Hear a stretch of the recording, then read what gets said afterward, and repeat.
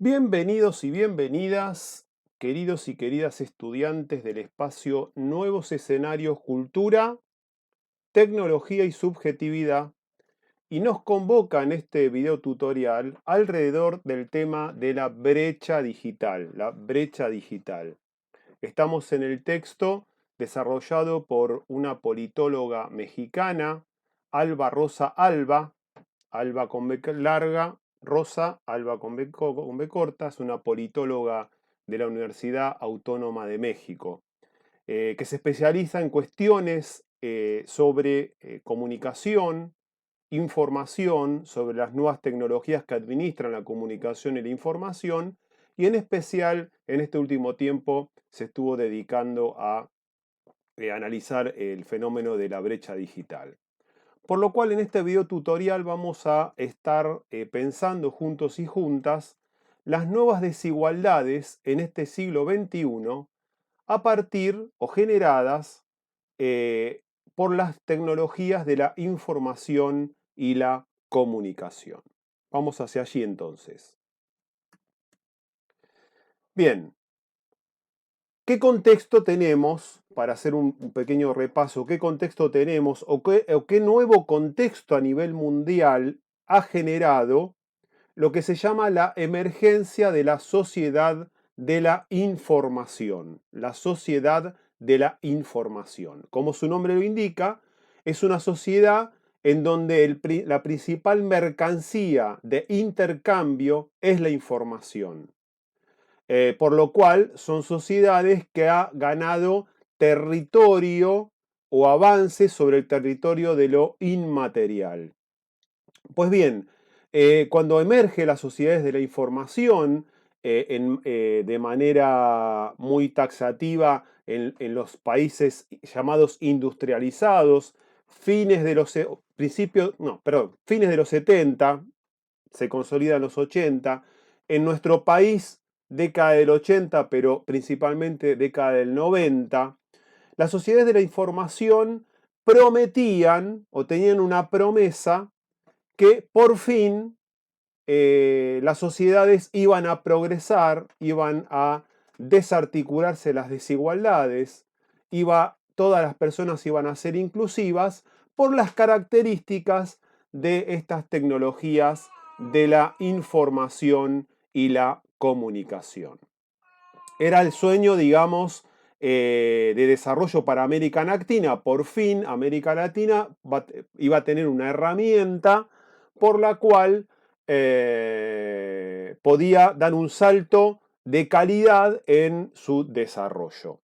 En cambio, está la parte, digamos, más virtuosa o cómo se mostraba la sociedad de la información, que si nosotros hacemos un baneo histórico de cuando surgió la sociedad capitalista, la sociedad de la modernidad, allá por siglo XIX más o menos, prometía lo mismo, prometía lo mismo. Por fin viene el progreso, por fin se van a desarticular las desigualdades.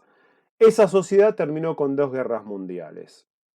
Bueno, esta sociedad de la información, ¿en qué se ha transformado? Bueno, lo primero, se ha transformado en la organización de varias instituciones a nivel global de control, lo que se llama el Consenso de Washington, el Banco Mundial principalmente, y el tan conocido para nuestro país, el Fondo Monetario Internacional, instituciones a nivel global que tienen participación muchos países, en especial de Occidente y algunos de Oriente, que controlan el devenir económico de las naciones o de los países. Con la sociedad de la información irrumpe un modelo político llamado neoliberalismo político y económico, ideas políticas y económicas llamado neoliberalismo, que como su nombre lo indica, es la reentronación del viejo liberalismo del siglo XIX y principios del XX, con un Estado mínimo, con grandes desigualdades, con una un fomento del modo de producción capitalista, pero con grandes sectores sociales postergados. Es neo, ¿por qué? Porque se ha reconfigurado a partir de las nuevas redes sociales a nivel global y además la economía financiera es la gran promotora o la más importante que se ha desarrollado dentro de la economía a partir de las políticas neoliberales. Y como les decía recién, hay una gran regulación mundial, hay un gran control mundial sobre las economías y las políticas de los diversos países. Bien, por lo cual, a partir de este contexto, en este contexto de sociedades de la información, o lo que hemos llamado en otros textos, la modernidad reflexiva o la modernidad tardía, hay un gran fortalecimiento de los capitales privados transnacionales, es decir, capitales privados de diversidad de banderas, no tienen una sola bandera nacional, son grandes conglomerados internacionales que muchos de ellos facturan más que muchos países pequeños de Occidente. Hay un fortalecimiento del capital y este capital es muy movible gracias a la arquitectura de las nuevas tecnologías digitales. Por lo que hay una prevalencia y una dominancia, una dominación del capital financiero sobre el productivo. Cuando llamamos capital financiero es aquel capital que va de un lado a otro y que genera, el dinero genera más dinero. No vamos a andar en esto porque es una cátedra sobre economía. Y el capital productivo es aquel que se invierte, por ejemplo, en producir algo en una fábrica. Hay una prevalencia del capital financiero por encima del productivo. Y una de las grandes banderas del neoliberalismo es la flexibilización laboral.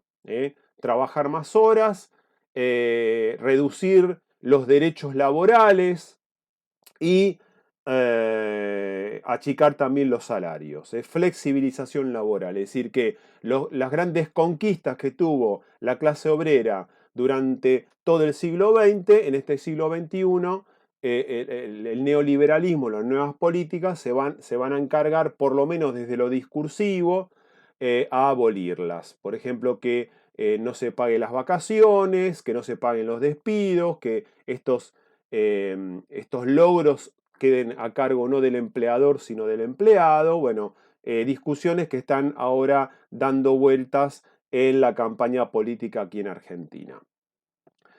Y una serie de cracks financieros, cracks es cuando el sistema colapsa, tampoco vamos a ahondar en esto, pero en el 2008 hubo un gran crack financiero, es decir, el sistema colapsó por todo un globo que se hizo alrededor del mercado inmobiliario en donde se daban préstamos, préstamos, préstamos, préstamos, y llegó un momento que los usuarios no pudieron devolver esos préstamos, generando una gran iliquidez.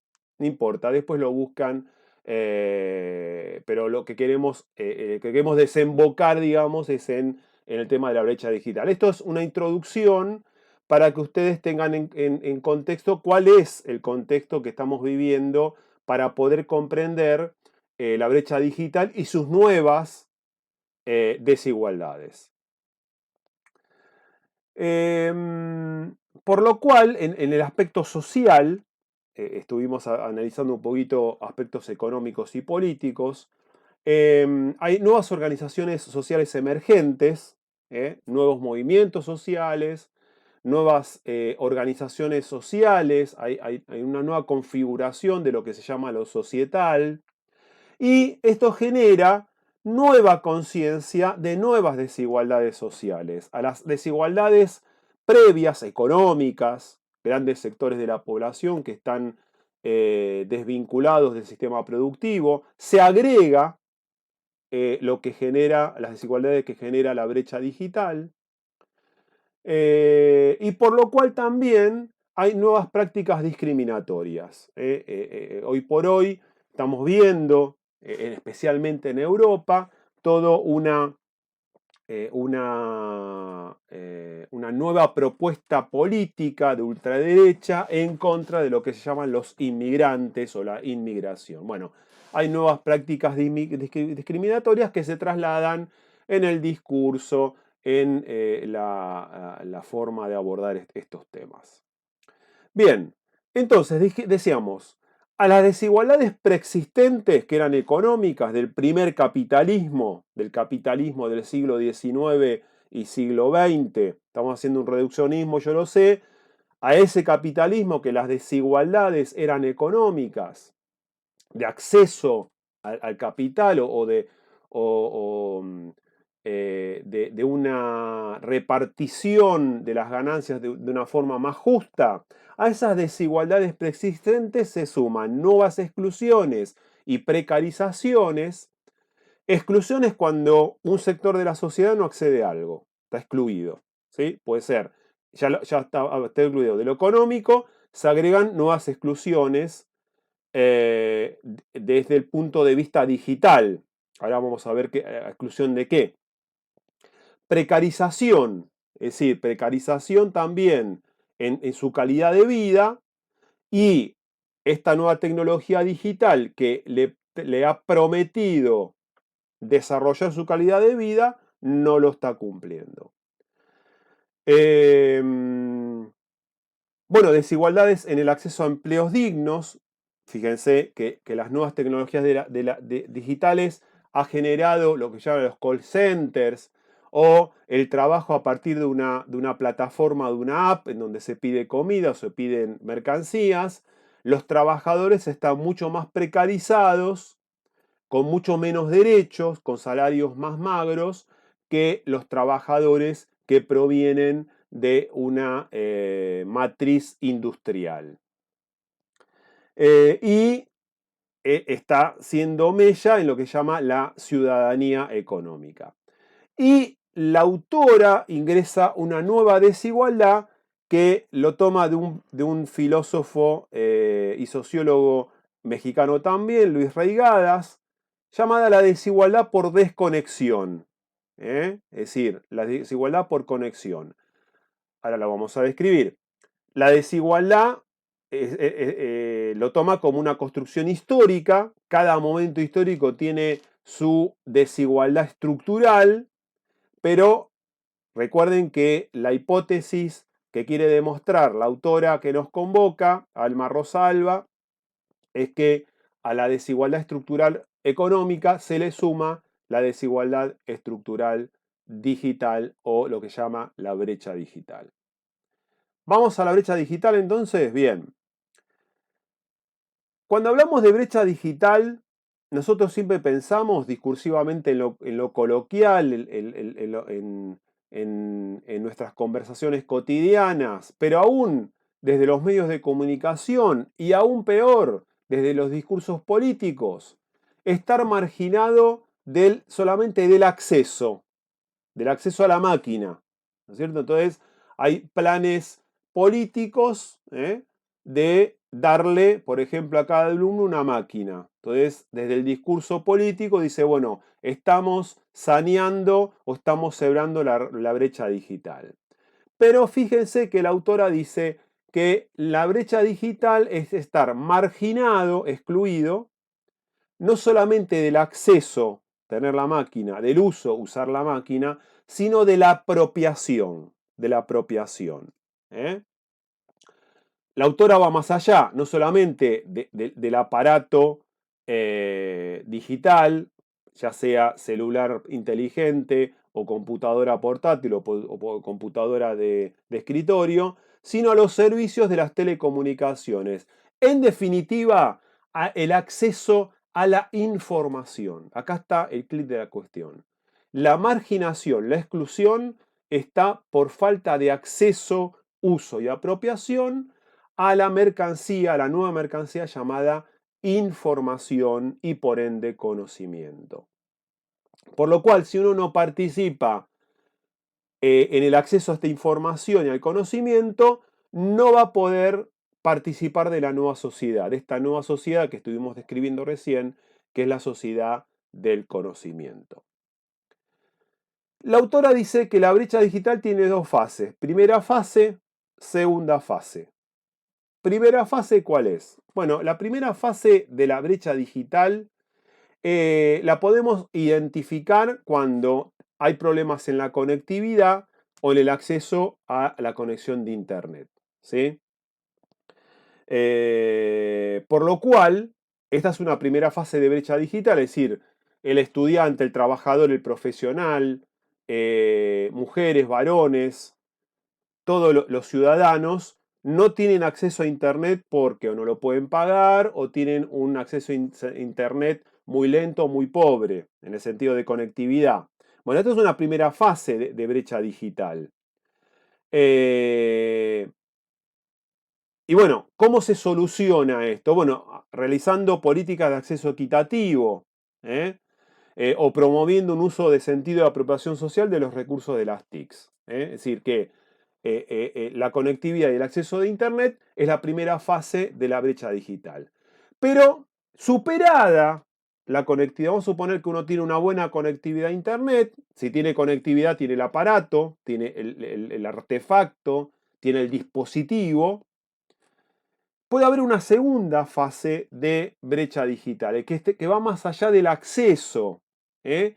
Y que debemos superar las barreras del uso de la Internet, del uso de las redes sociales, del uso en especial de todo lo que me propone el hardware, lo que se llama el hardware, el aparato, el artefacto y el software, todos los programas que están dentro del aparato. Y la segunda fase, fíjense, es la capacidad de cada individuo en explotar, en utilizar los recursos de las nuevas tecnologías de la información y la comunicación y aplicarlo a sus necesidades.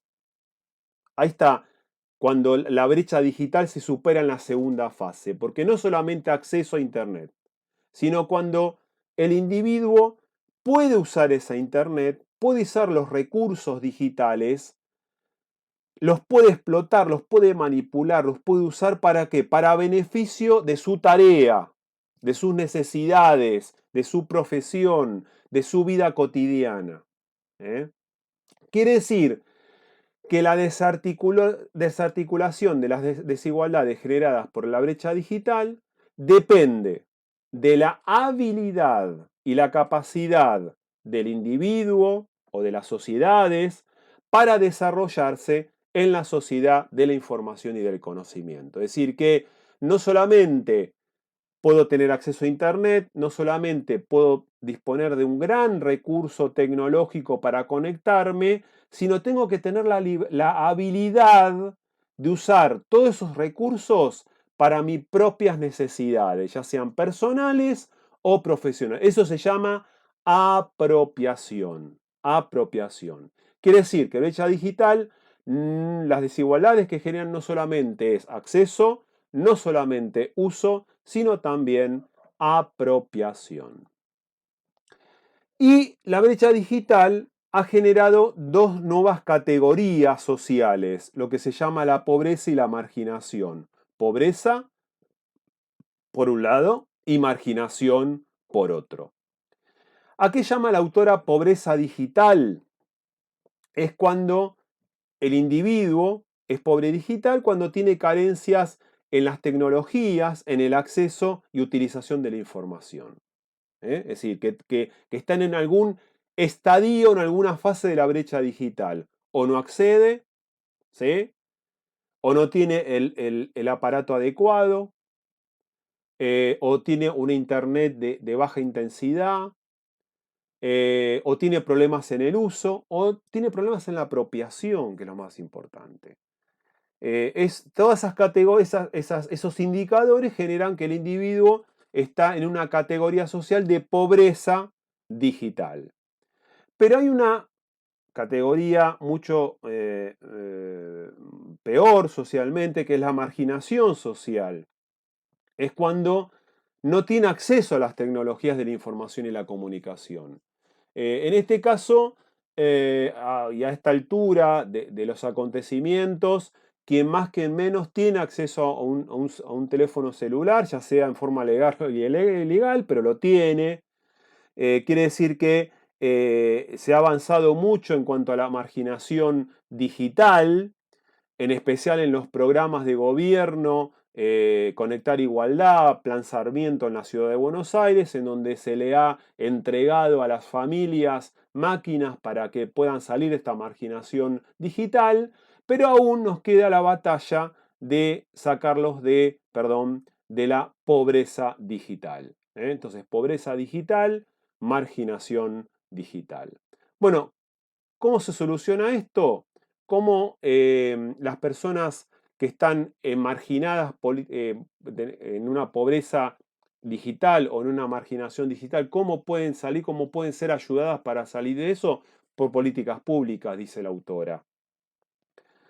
Realmente tratando de averiguar, haciendo un trabajo de campo de quiénes se conectan, con qué características, cómo se conectan, por qué se conectan, para poder detectar las desigualdades estructurales y así tener una intervención eficaz para poder sacar de las personas de ese lugar social llamado pobreza digital.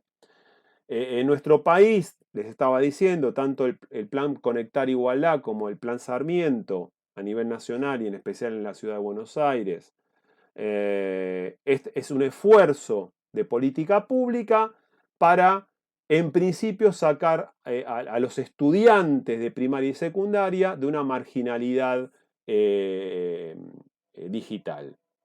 No tenemos tiempo, pero hay grandes relatos, en especial en las provincias, de cómo los estudiantes utilizaron estos recursos dados por el Estado en lugares muy remotos. Pero todavía falta avanzar en políticas públicas sobre pobreza digital. No solamente en el acceso, sino en el uso y la apropiación para mi beneficio personal. Bueno, hasta aquí el video tutorial. Seguimos avanzando y que tengan una buena semana. Chao.